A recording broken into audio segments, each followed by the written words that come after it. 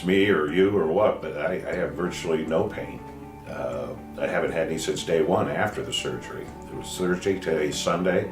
I've been thinking about this quite a while, having problems with losing teeth, bone loss, and so forth.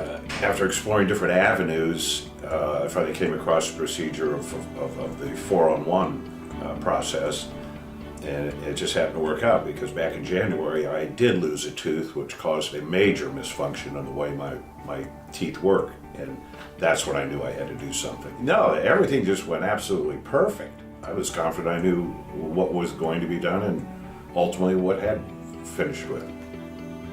They just took care of everything. Anything I needed, even post-surgery, after we waited around to do some special procedures and so forth, they took care of me, and then the follow-up x-rays and everything, they did a wonderful job, absolutely. You know, if anybody is in the market or is experiencing problems with bone loss as I have over my lifetime, loss of teeth, whether it be through damage, through accident, or just through the bone loss in itself, at some point in time you need to do something. And as I've explored the world of dental availability of products, the 4-in-1 process I came across is probably the ultimate in what you can get done for surgical procedures, for correction and repair.